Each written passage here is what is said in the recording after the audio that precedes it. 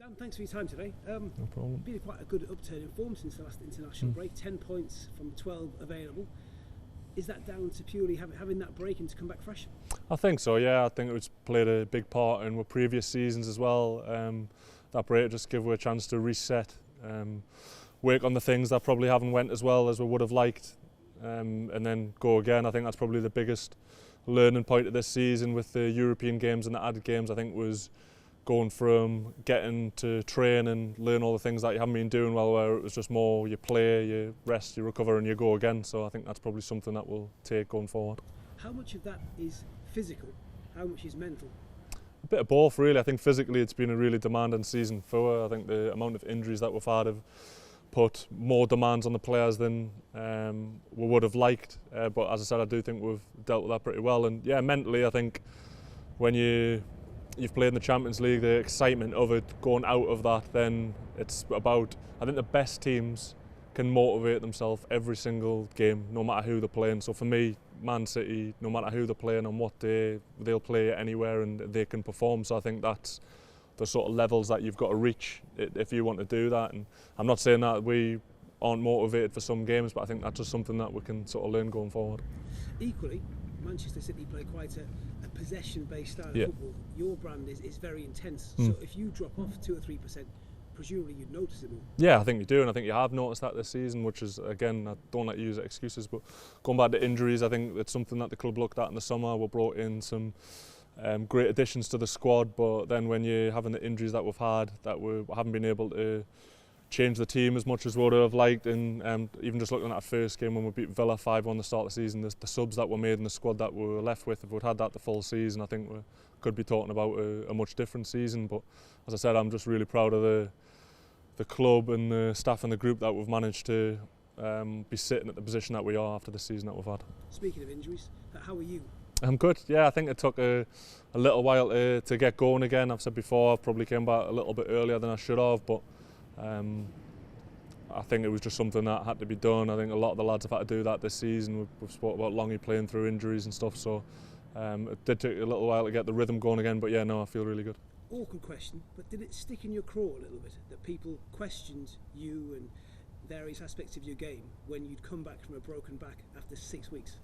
Yeah, I think so, but I think it is tough because people only see what they see on a Saturday, so they don't see the work that gets put in during the week and what people put into it to be ready to play a Saturday. They just see the final product. So if you don't perform to a level that people expect, then yeah, you're always under criticism. But at the end of the day, I've put myself into that position. If I didn't feel I was ready, then that was my call to make. So yeah, as I said, I went through a spell where I had a few bad games, admittedly against very fast players, I would say that. But yeah, I'd still back myself. If we go again, I'll still back myself against those players. But I think it was one of those things that every time I seemed to make a mistake, we conceded a big chance or a goal, and those are the way it looks sometimes. I think it creates a bit of a narrative that people get on. What's your preferred position? Would you rather play centre-back or left-back? I think my strongest position, I think, is centre-back. It's the position I've played since I was a kid.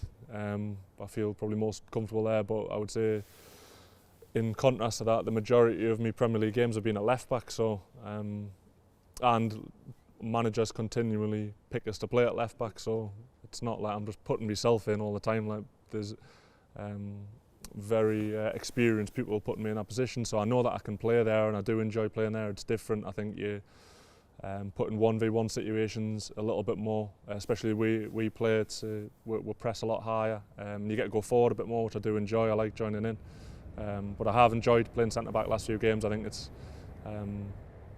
probably what I needed a little bit, and yeah, I think I've played well. Given what's happened to Jamal Lascelles and Sven Botman in the last month or so, I'm presuming you'll expect to play centre back for the foreseeable. Yeah, I would think so. Yeah. I do think it's your best position. I've loved playing there. I think the Everton game suited us. It was one to come in. It was sort of quite long ball and physical, which I enjoyed that side of the game. And we've picked up some good results as well. So yeah, I'm enjoying it. Just going back to where we were at the start of this conversation about going into games fresh, that would bode well presumably for Palace tomorrow. It'd be a 10-day break. Games between the two sides tend to be very close. 4-0 obviously it's in James's Park this season, but historically it's been pretty tight. I think 13 of the previous 14 were decided by one goal, Mm. which kind of says a lot. I think so, yeah, but I do think it could be a totally different game this time. The new managers came in and completely changed the way they want to play. They've obviously picked up some great results. It's always a tough place to go, Selhurst Park. I quite like going there. I think the atmosphere is always really good. So yeah, it's one we're looking forward to. Last time out against Tottenham, Eddie Howe, the manager, the gaffer, came up with what they called a bespoke plan to deal with Tottenham. Should we expect something equally different against Palace?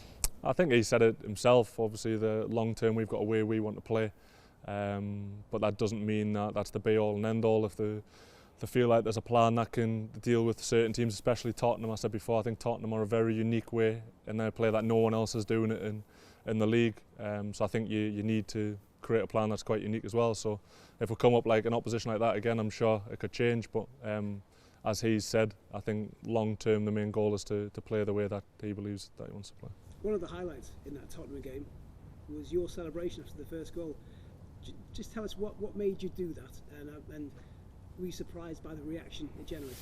Yeah, so we went to the foundation a couple of weeks ago to work with. There was some deaf fans there and deaf children. Seller have created a shirt that sort of vibrated when the crowd got loud when we scored, and sort of gave those fans a chance to sort of feel what it's like to be part of the crowd. And when we went there and met the kids, they taught me and Kieran a celebration. So I did say at the time they should have chose 2 strikers so that they could score, but they chose us in the end. So I think I just wanted to try and get it in at some point, because I knew that the day was supposed to be about them and raising awareness. I didn't realise the sort of numbers of people who are deaf and go to the games and don't get to experience it the way that I did, for instance. So it was nice that the seller sort of got the recognition for that, and also the charity and the kids just got to sort of feel what it's like to be at St James's Park when it's bouncing. It says a lot about you, though. I think I get the impression that you really have a real empathy with fans, whether it be able-bodied, whether it be hard of hearing. But there's something about kind of growing up on the terraces where you kind of empathy. You feel for the fans. Yeah, definitely, and I feel like since I've came home, I've had a sort of big change in that as well. Obviously, having kids, I think that's changed your outlook on life a little bit. I was probably a lot more selfish when I was younger, but lad coming through, just thinking football was the be all and end all, and was quite selfish in the time that I would give up to do things. Whereas now I think you realise that football's amazing and it's done amazing for me, but it's not the end of the world, and there's bigger things going on, and especially in around Newcastle, I feel like it's quite important for me to be a role model and someone that people can look to if possible.